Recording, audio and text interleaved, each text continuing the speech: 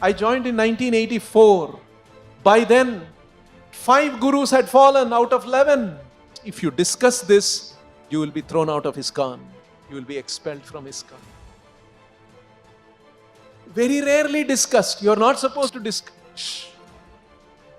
Don't commit Vaishnava Aparadha. It's a banned doctrine. And everybody is talking about it. Madhupani Prabhu asked them, what is this July 9th letter? And he told me at that time, he said, don't discuss this with anybody. This guru has fallen. Prabhupada appointed these 11 as the acharyas. And these acharyas are falling down. Did Srila Prabhupada make a mistake? You should not surrender your intelligence. You should use your intelligence to surrender. It is so important we preach to her. So I'm going to renounce my renunciation and marry her. Physically, visually intimidating. And Madhupani Prabhu was giving logical answers. More or less he would corner them. But one thing I remember, it was extremely tense. Not easy. Madhupani Prabhu could handle it. He had that strength of mind. Very special. You're saying Prabhupada can initiate. Prabhupada can initiate. Do you know a dead man cannot beget, cannot impregnate? 2 days later, GBC passed a resolution expelling Adridharan Prabhu, Satvik Prabhu, Madhu Pandit Prabhu, myself, all from ISKCON. But they demanded all the assets to be handed over. We have no issue. We're ready to come to Mayapur. We'll wash pots there.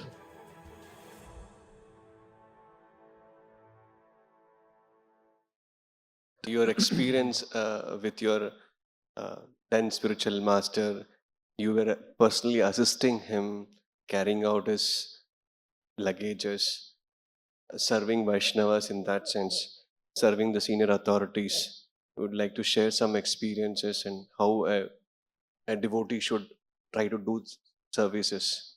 Anyway, at that time when we joined, that was the system in ISKCON. And so we were introduced to these are the gurus in ISKCON, and we have to take initiation. There was one occasion I had gone to Mayapur, and Jaipataka Maharaj was there. Harikesh Maharaj was there, if you know those names. One of the 11. They were very, very prominent, very powerful those days. And another 2-3 sannyasis. They were having lunch in the Lotus building. And we were all serving. I was assisting. There were some other devotees serving, and I was in the next ring. And they were talking among themselves.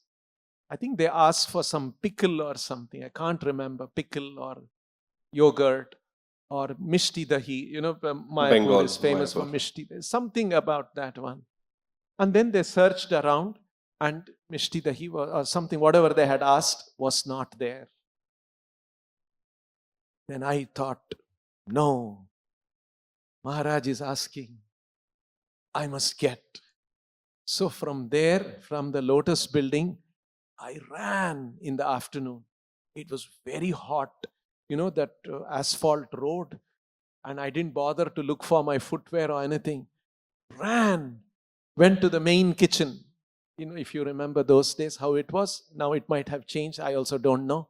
In front of the Prabhupada Samadhi, went to that corner. And there is a big kitchen, and general public devotees go and eat there. Went to the kitchen there, got hold of the thing, ran back, came back to the Lotus building, first floor, and then I brought it. And they were all shocked. Oh, you said it's not there. And it has come. And then they said, no, Chanchalapathi went and brought it. Oh, very good. Thank you. You know, something they sort of appreciated. So our attitude was like that when, you know, whatever it is, when they want something, you must serve the Vaishnavas. Go, run, get the thing. Energetic young fellows we were. So like that, we were, that was the mood at that time, Guru, and we should serve. They are the acharyas. they have been appointed by Srila Prabhupada as the next acharyas, and so we should serve them. So we were, that was the kind of an understanding and orientation that we had at that time. I heard you were the last devotee to accept July 9th letter and take up Srila Prabhupada as a sole Diksha Guru. Why it took time for you, and what was the scenarios when it was revealed to you by Madhu Pandit Prabhu about the July 9th letter, which became a turning point in the entire Krishna conscious career? And thanks to all, both of you and other senior Vaishnavas' endeavor that we are today have the fortune and the privilege to be born in Srila Prabhupada's moment directly. Can you share those moments? Yeah. This was 1998 or 99, just after Bangalore temple was inaugurated, 97. The Delhi temple was inaugurated 1 year later, 98. When Madhu Pandit Prabhu had gone to Delhi temple inauguration, it was at that time there were a few Prabhupada disciples around. They were talking about the July 9th letter. And Madhu Pandit Prabhu overheard. Adridharan Prabhu, Yashomati Nandan Prabhu, Rasaraj Prabhu, and like that a few of them were talking. Then Madhu Pandit Prabhu asked them, what is this July 9th letter? They all said, shh, don't talk to him. Don't tell him about it. You should not discuss this. So Madhu Pandit Prabhu became very intrigued. Why is this? Why are they? So once again, another occasion, he asked them what it is. And I think either Yashomati Nandan Prabhu or Adridharan Adridharan Prabhu or Rasaraj Prabhu, I don't know, one of them gave him a printout, a photo Xerox copy of the July 9th letter. And Madhu Pandit Prabhu read that. You see what used to happen. I'll tell you another occasion, another story. Go back again in 1984-85. I was in Trivandrum temple. Mahasundar was the temple president. There was a temple president's office. That's where we all used to sleep also. He also used to sleep there. I also used to sleep there. There was one bathroom connected to that. We used to go and take bath there. And it's a small temple. Taikad Road. So one day in Mahasundar Prabhu's office, he had one big safe. It was about 3 feet high safe. And it had some kind of a number lock. You have to turn this way, clockwise, this number, anti-clockwise, this way, this way, this way. And then it opens. Those kind of a. So one day, Mahasundar wanted to open that safe, and he told me, please go out of the room. I got little offended. What is this? We are such thick friends. You don't trust me? You're saying I should go out of the room? And anyway, I said, all right. And then I went out of the room, and then he did whatever he wanted to take out. Some things he was keeping inside safe. Fair enough, no issue. So one day, it so happened I came to the room, office, maybe I had come from outside, and then I walked in. He was sitting in front of the safe. He had not locked the room or anything. He was not careful. The safe was open, and he was sitting inside and sitting in front of the safe and dealing with it. And I came in, and we started talking. And then naturally I'll be curious, what's inside the safe? That human curiosity. So I was looking, and I found one book there. I grabbed the book, and then I said, hey, Maha, what is this? And then the book said, I was just about to read. The book was The Hammer to Smash Illusion. It was a good American printing, publishing, good book. Hammer to Smash Illusion. And then I was trying to read that. He grabbed the book back from my hand, put it inside the safe, closed it, You should not read that book. It's a banned book, he said.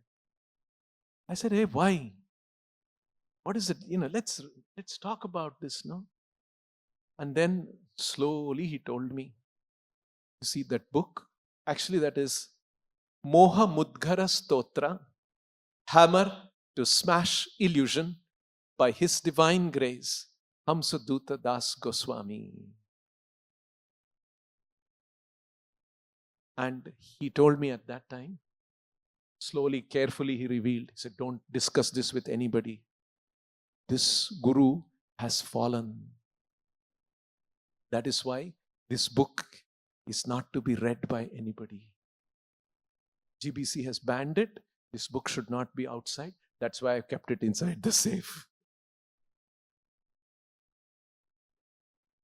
So this is how the fall of a guru was being dealt with.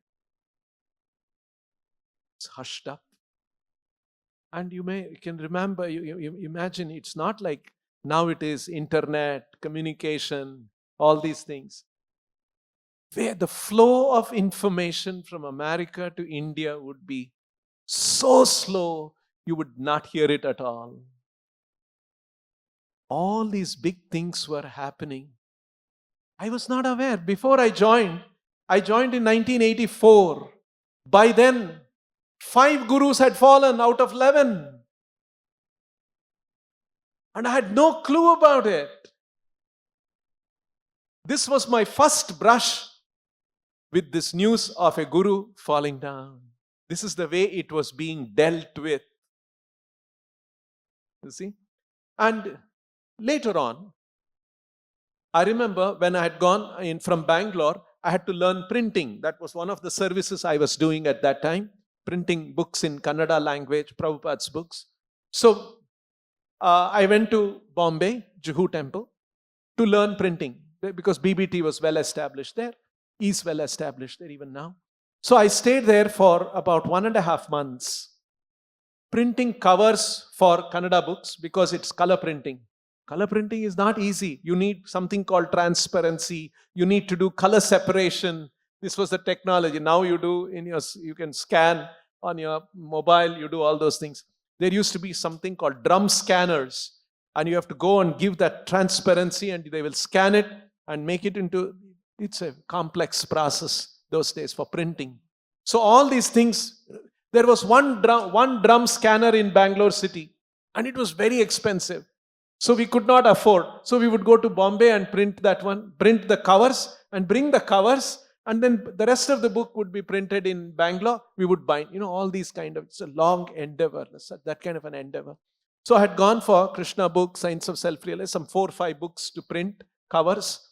And so BBT would be very helpful. They will help us. They will connect us to the printers. We would go to Tardev, this place, that place, go to find the printer. We would do all those things. So I'd gone to Bombay for that. At that time, one of the days when I was there, Bhaktipada is coming. So everybody is excited. We went and he came at night about 2 o'clock or so from the night flight from America to Bombay. And we received him. We did kirtan. So around that time, there was an attack on Kirtanananda Swami. We had heard about it. Some envious person hit him on his head with a hockey stick like kind of a thing, some sports bat or something. And he was rushed to the hospital in West Virginia and he was saved. And at that time, the Bhaktipada disciples, that is Bhaktipada is Kirtanananda Swami, his disciples, they had taken one X-ray of his head. And then they would come and show that, it's not so easy like now you can show it on your mobile, X-ray, all those kinds. Very rare. At least, and they would talk about it. The X-ray, when they did the X-ray of his head, you know what they saw? It was Narsimhadev. So Narsimhadev protected Bhaktipada. This was the spin that was given, and we would all say, see, that's. And so after that attack, he recovered, and then he came to Juhu temple, and we all went and received him, did Guru Puja, and all these kind of things were happening. So, like this it went on. But actually something else was the true story. And none of those things were known to us. And, like this it would go on. And so we heard, at some point we heard Jayatirtha had fallen. Hamsadutta had fallen. Rameshwar Swami fell down. All this in 85 it had happened. 85, by 88, I don't know if you're all familiar, 1985 there was a big revolution within ISKCON. A 50-member committee consisting of temple presidents of North America. They all came together and they wanted to question the GBC. Why this is happening. Out of 11, only 4 were left. Others had fallen away. 7 had fallen away from grace. So there was a lot of internal questioning. What is happening? We were worshipping them, giving them Guru Puja. We had, asan for them. We were singing Sakshad Haritvena. The Vedas sing of your glories. What is that? Vedega Yahara Charito. We would sing for them every day. And what's happened to them? They have fallen away. And there was a lot of questioning that was happening. 1985. But there was not sufficient, adequate information available even to the leaders in ISKCON India at that time. And especially Bangalore. Bangalore was a small city. 1980s, Bangalore was not a big city like it is now. One of the sleeping towns. I think Ahmedabad was a few notches ahead of even Bangalore city those days. So it was like that. So not much information. And so this was always worrying us. Prabhupada appointed these 11 as the acharyas. And these acharyas are falling down. Did Srila Prabhupada make a mistake? We accept him as the pure devotee who has done such unimaginable levels of preaching of Krishna consciousness, written such wonderful books, such a wonderful personality he has been. On this matter, did he make a mistake? It was always a perplexing problem for us. Very rarely discussed. You're not supposed to discuss. Shh. Don't commit Vaishnava aparadha. This was the mood in ISKCON at that time. So, it would be perplexing. And, I would be the MC when big programs happen. And for a long time, in front of big gatherings, I would introduce His Holiness, His Divine Grace, Jayapataka Swami Acharya Pad, the present Acharya of ISKCON. He's one of those few who were selected and appointed by Srila Prabhupada as the successor Acharya. He's the present. Like this, I have introduced him 24 times. None of the times he corrected us. He says, no, don't say like that. We were not appointed. He didn't say any time.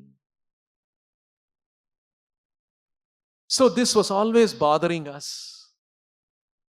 At that time, Madhu Pandit Prabhu had brought up one other philosophical issue.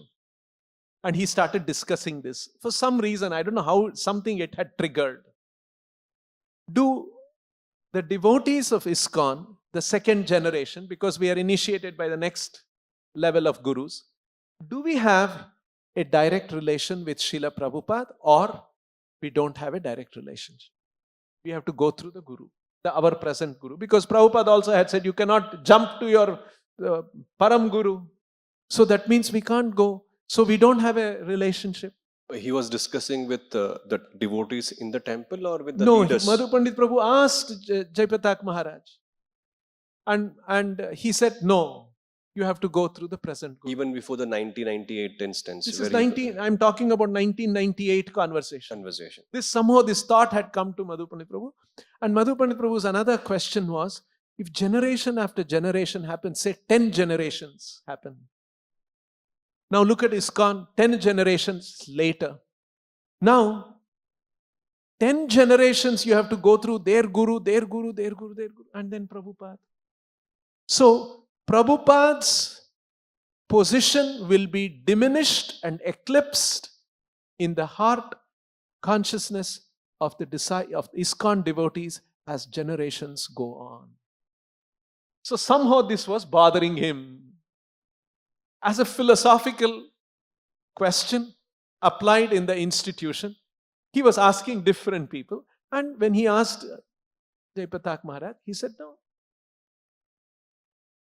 And so he was asking this kind, I think he was asking some people. And then when he got this July 9th letter, it was like a shock. Srila Prabhupada didn't appoint them as the acharyas, but only as an officiating acharya. So he talked to them and they were very careful not to talk because these are all not to be discussed. If you discuss this, you will be thrown out of ISKCON. You will be expelled from ISKCON. So they are also fearful. They are also afraid. So they did not talk much. They gave him this letter. You think about it yourself, and they left it. So Madhu Pandit Prabhu came to Bangalore and he had a meeting with me, Jai Chaitanya Prabhu, and Bhaktilata Mataji, his wife. So four of us, we talked. And Madhu Pandit Prabhu said, this is the letter I have come across. This is opening up a new understanding. It looks like ISKCON has gone astray from the original path that Srila Prabhupada intended for ISKCON. And then we discussed a little bit. So what is to be done? And there are a few devotees who are talking about it, but this understanding that Prabhupada appointed them as Ritviks and everybody in ISKCON continues to be a disciple of Srila Prabhupada, this understanding is called the Ritvik understanding and it is banned, and if anybody talks about it, discusses this, they will be expelled from ISKCON. It is so serious. GBC has passed a rule on this. So then we told Madhu Pandit Prabhu, all right, then it's very serious. Let us not talk about this. Let's keep it to just four of us. And Madhu Pandit Prabhu said, all right, let's not talk. Sort of agreed. That night, he called the 25 devotees to his office and he discussed with all of them. Next morning, we are hearing, said, Madhu Pandit Prabhu, you told we won't discuss with beyond four of us, it won't go. Now 25 devotees. And all devotees are talking about it. This is the system that Prabhupada wanted. We were maybe about 60 devotees. The second night he called another 25 devotees and he discussed with them also. And the third night, finished everybody in the temple, he had finished discussing. And devotees were talking about it. And one by one, we used to have Guru Puja. After Prabhupada Guru Puja, we will have class. And after class, GBC had made a rule in 1985. I'm talking about 99 now, 98, 99. After 88, I think, the ISKCON Gurus, present Gurus, Guru Puja should not happen in the temple. There should be another separate room and it should happen there. So we had a separate room and we would all go from the class to that room and there the Guru Puja would happen. Now when this discussion started happening, hardly anybody would come for Guru Puja. Because everyone is thinking, he is no more our Guru. Prabhupada is our Guru. That's the system Prabhupada wanted. What's going on? Then only a few Bengalis would come and some Matajis will come. and I will be the one devotee. So, although I heard all these things, and at that, then every corner of the temple, devotees were talking, discussing, arguing this way, that way. This is the final, this what has happened. The whole temple, Hare Krishna Hill, everybody is talking about it. Next, the congregation came to know about it. Some of the leaders who are initiated, I also spoke to them and I told them this is what is happening, but let's keep it to ourselves. After that meeting, he went out and he called Mayapur and said that all devotees are talking about it. Madhu Pandit Prabhu has started discussing this with everybody. So it was all out. It's a banned doctrine and everybody is talking about it. It was very serious. I can't remember all the sequence of things. One thing that happened, I can remember. About 10 Maharajas arrived in Bangalore. Jayapataka Swami was there. There was another sannyasi. All of them big built. And they said, and so it was a interim stage, you see. Okay, I'll tell one more thing before this 10 of them came. So what was happening to me, I will tell you, I'll share with you. So already this kind of a discussion is going on in the temple. So at that time, as you said in your question, I was a little bit hesitant. I was timid. This is a big change. And then Mayapur, they would send message. If somebody rejects a bona fide spiritual master, for the next 1 million lifetimes, he will not get a devotee. He will not get a spiritual master. It is such a big offense to reject a bona fide spiritual master. And all the devotees would say, yes, that's true. But he is not a bona fide spiritual master. He was not authorized by his guru. All these things. For me, I was little careful. Still go and attend the Guru Puja, offer flowers. And then, of course, devotees were all, they didn't bother me and just left it. But the attendance in the Guru Puja was diminishing. 50, 40, 30, 2, 3. Nobody is inspired to go and do the Guru Puja. This was happening. So at that time, I was, there was one devotee, Ravindra Swarup Das, a very scholarly devotee. He has a PhD in religion. And he has written many essays. He was a GBC and later he became a guru too. So he would write his English language, his arguments, his logic, very powerful. He was a very highly scholarly, respected.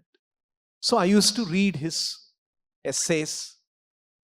And once, when I had gone in 1994 to America, he was a GBC and he was preaching from Philadelphia temple.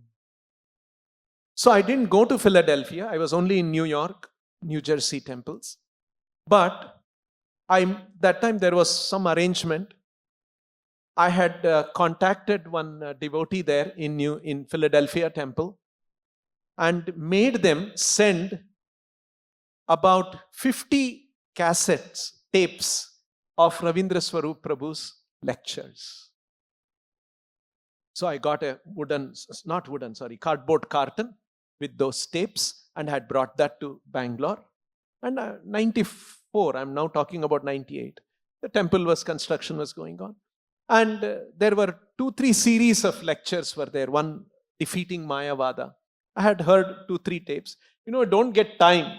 I have 50 tapes. I like those lectures. But you don't get time. Busy running around, temple services, all that. So I had not heard except 1 or 2 tapes. And it was there in my collection. So during these days, I randomly picked up one tape. Ravindra Swarup Prabhu's tape. And I heard that tape. It was some 45 minutes lecture. In that particular tape, he describes that incident about Bali Mardan Das. I don't know if you know. I will briefly tell. So I picked up one tape. In that tape, Ravindra Swarup Prabhu mentions the story about Bali Mardan Das. What is this Bali Mardan Das? Bali Mardan Das was a very good, accomplished preacher. And at some point, Prabhupada's disciple, American, he takes sannyas and becomes Bali Mardan Swami. He's GBC. He's looking after New York. And New York was one of the most vibrant temples of ISKCON those days, the first temple. Of course, they had moved to another location. And he was a GBC and had many temples to look after. So, when he was in New York, there was one young woman, Japanese woman. She started visiting the temple, and Bali Mardan Maharaj was preaching to her. And her name was something Toyota. Oh, the new devotees started discussing. Oh, Toyota, so-and-so Mataji, she belongs, this Japanese Mataji, she belongs to the Toyota family. The car maker. The car. Imagine Bajaj family means you will say, hey, my God, they're big people. So this is Toyota family. And, okay, once before this, Bali Mardan Maharaj was so popular, was so good book distributor. He had inspiring devotees to do book distribution. His New York temple would be distributing lot of books. Bali Mardan Maharaj was the one who was leading of the whole yatra. So there was a rumor among the devotees. Bali Mardan Maharaj is actually a half incarnation of Bhakti Siddhanta Saraswati Thakur. The young devotees, somehow, they were eulogizing him, idolizing him, deifying him, making him more than what he is. Those kind of things, trends were there. So they had. And in fact, BBT was under him in New York. So the devotees had made one painting of Bhakti Siddhanta Saraswati Thakur, which was 50% like Bhakti Siddhanta Saraswati Thakur. And if you carefully look, it is 50% like Bali Mardan Maharaj. All these discussions were going on during Prabhupada's time. Prabhupada comes to know about it. There is a letter you can look up in letter of 1976. This is nonsense. Who is saying this? Bali Mardan Maharaj is a half incarnation of my Guru Maharaj. So Prabhupada was dealing with this. So this was the kind of a thing that was going. It was, at that time, it had not come to Prabhupada's notice. Now I'm gradually telling the story. So Bali Mardan Maharaj was so revered and respected leader, and he started preaching to this Japanese woman coming from the Toyota family. And at some point, he's preaching to her. She's taking to Krishna consciousness very seriously. She's chanting. She started wearing sari and coming to the temple. Oh, so much change.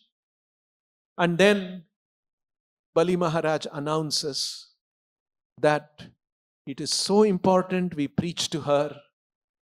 And preaching is most important. Everything else is secondary.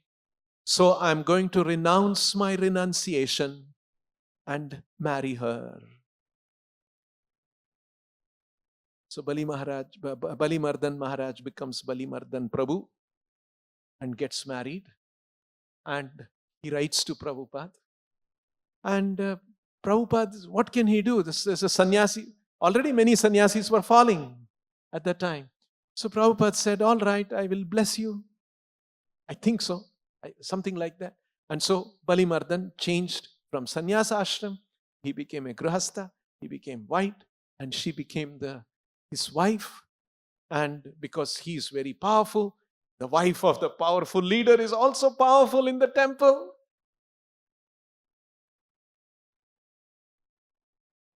And nobody is having guts to speak anything about it. Everyone is in awe of Balimardan Prabhu and his leadership and his charisma. Young devotees. And then one time, I don't know the exact details. All this I'm hearing in the tape. Okay? That randomly I picked up the tape of Ravindra Swarup Prabhu. New York, Philadelphia are very close. So it's just maybe some few hours of drive or so. So he was in Philadelphia. So he was aware of all these things going on in New York City temple. And so he was hearing, getting news. And so he's telling this whole story. Then, once a devotee was in the reception of the temple, and they ordered some pizza from a Pizza Hut or some such thing. I don't know what it was. And that had egg. So devotees would not eat that pizza. But now the pizza has come. So at the reception, they were shocked. How did the pizza come? Who ordered? Devotees don't eat this pizza. And then they said, no, it's going to so-and-so. I forget her name, Natasha Toyota or something like that. Some kind of a Japanese name. It was going to Balimardan Prabhu's room. So that sort of disturbed some devotees. Why is she eating things which are forbidden for the devotees? So some discussion started among devotees, and one devotee got the courage, and he or she, I don't know exactly, writes to Srila Prabhupada. Now Prabhupada comes to know of all these things going on. Then he tells a story. I don't remember the details of the story as much as I recall. Balimardan was also in charge of BBT, and BBT had a lot of money. So Prabhupada comes to Washington, D.C. From D.C. he comes to New York. He comes and meets Balimardan. And then he tells him, there is urgent need of money. Please transfer whatever money is there in BBT account to my account. He had another BBT account. And Balimardan transferred $30,000. And ISKCON also something was there. And then he goes back. He was there for only 2 days or something like that. Approximately, as I remember. Prabhupada came there. Then he flew out of New York once again. He went to some other temple nearby. I don't remember which. And from there he calls Balimardan. And then first he wanted to secure the money. Prabhupada was aware. If I take up something, Balimardan will run away. He'll take the $30,000 ISKCON money and go away. So he secured temple money, BBT money. And after that, he dealt with it. And then he started talking to devotees and telling them. Afterwards, Balimardan was shifted from New York to Australia. He was sent far away. And then Prabhupada comes, and then he addresses the devotees. And then he tells the devotees, why did you allow this to happen like this? And at that time, Prabhupada makes a statement. Ravindra Swarup is saying, you should not surrender your intelligence. You should use your intelligence to surrender.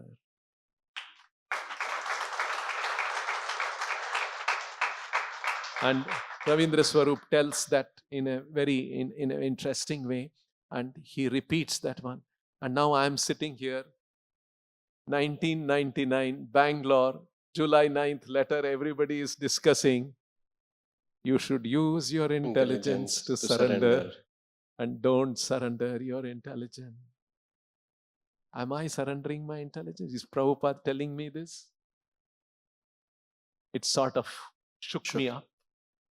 Still, I was very timid, very careful. 1 million lives, you won't get a guru. Vaishnava Aparad. All these fears were there. Then, another thing happened. I was supposed to give a class, Bhagavatam class, and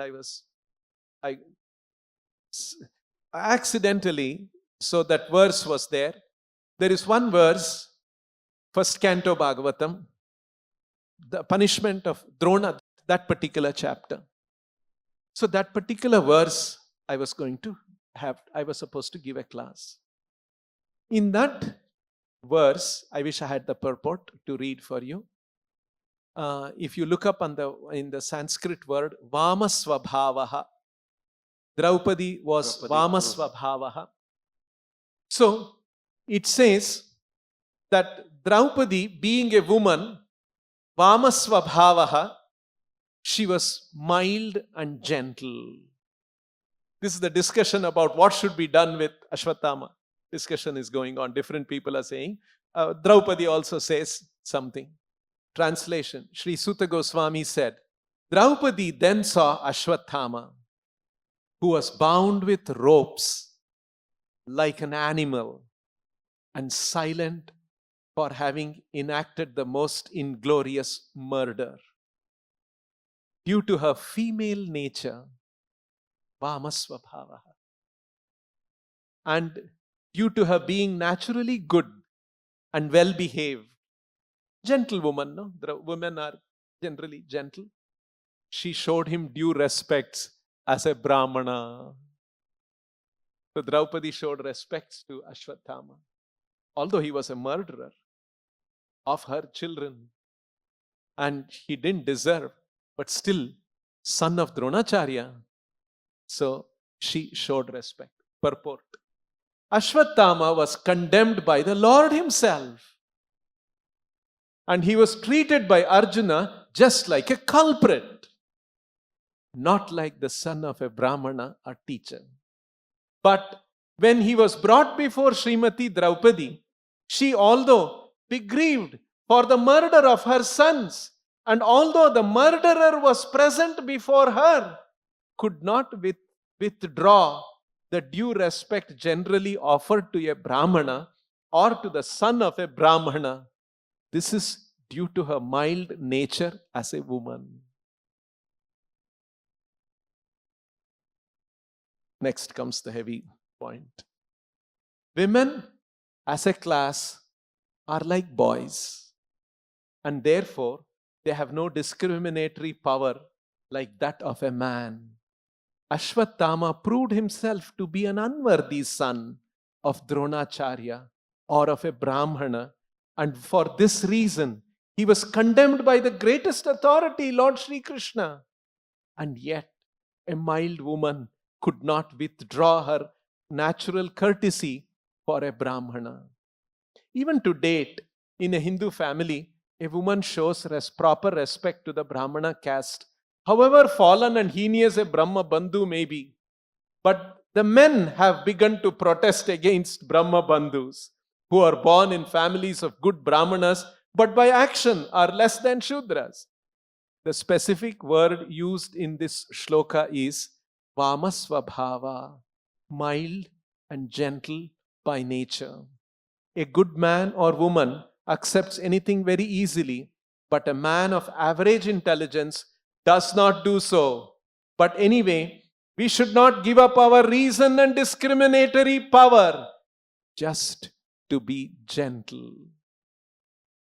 One must have good discriminatory power to judge a thing on its merit. We should not follow the mild nature of a woman and thereby accept that which is not genuine. You see what's going on in my mind now in that state? Aśvatthāmā may be respected by a good-natured woman, but that does not mean that he is as good as a genuine Brahmana. This thing I read and started thinking, what did Srila Prabhupada is telling me this? It sort of again shook me. Then I came across another thing. You know, whatever you say, being Indians, we are respectful to sadhus, seniors, like that. There was another very senior devotee, Satswarup Maharaj. And we were reading his biographies. When we go to Mayapur, we would hear him. And very fascinated, such a, from day one, 22nd Avenue, he was serving Prabhupada, and now he is a guru. So a lot of respect for him. And he was one of those 4 who was still in good shape at that time. Later on, something happened to him also. So then, and he was a writer. He would write a lot of books. And I would buy all those books, and you're waiting to read, no? And I would read his books also. I had maybe 40 books of his collection. And so I had a lot of respect for him. And then there was one book of his which I was at that time reading. I can't remember the name of the book. Something I can look up, it'll be there. I think it's a little difficult to say that here. I will not say it here. I read something about what he did, which completely I lost my respect for him. This is not the right way to act. This is not the right way to read Prabhupada's instructions. Anyway, the long and short, one after another, serendipitously, by some divine arrangement, things started unfolding and coming up like that, one after another. And then, and I would spend a lot of time with the Veda base, reading, lock up myself in the room, reading what Prabhupada says, what he says, what is this one, that one, this quote of Prabhupada, all that.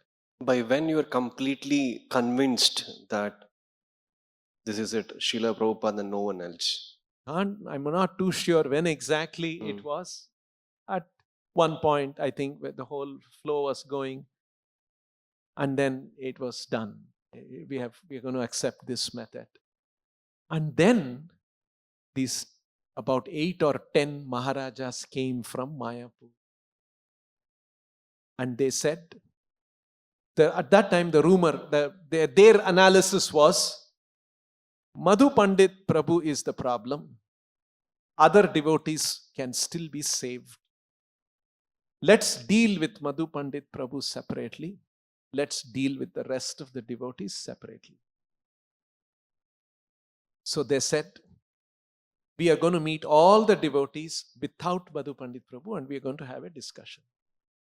And we will meet Madhu Pandit Prabhu separately.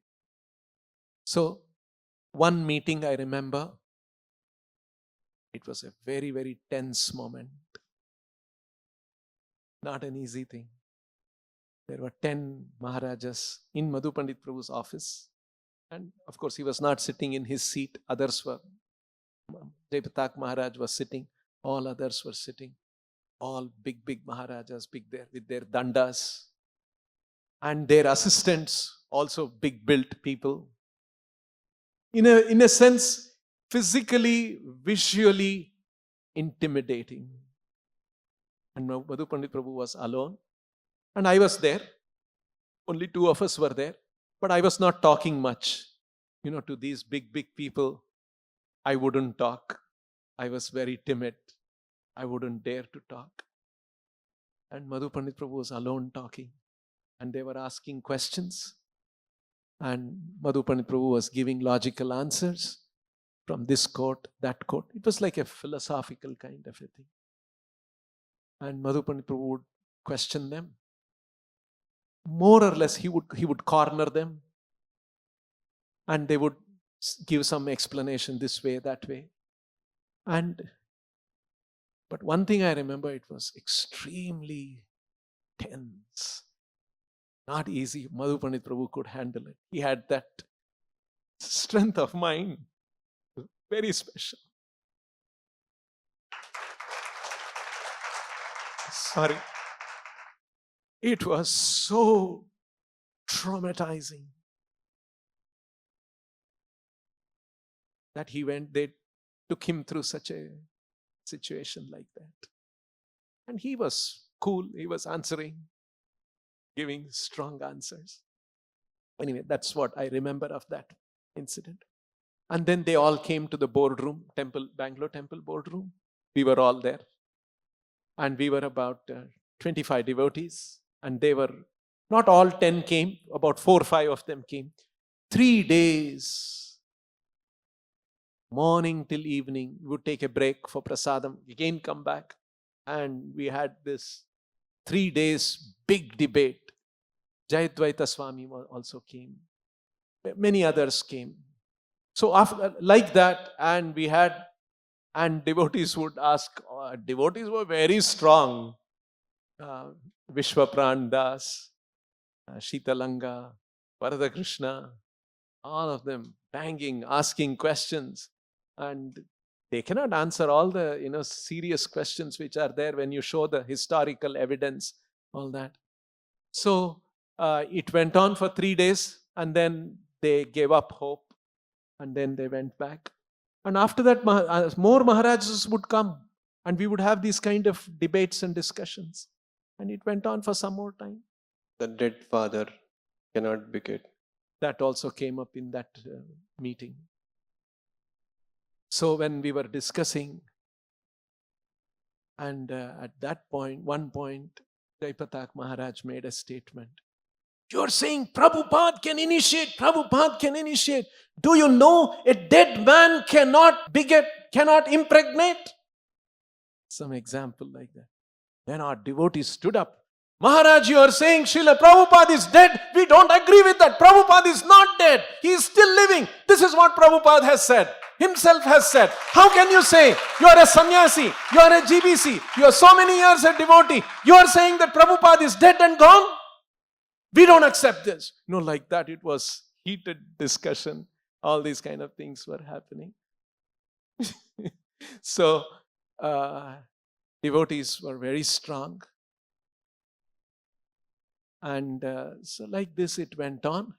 And then there was a GBC meeting. Madhu Pandit Prabhu went there with Adridharan Prabhu. And he asked for time, and they gave him time.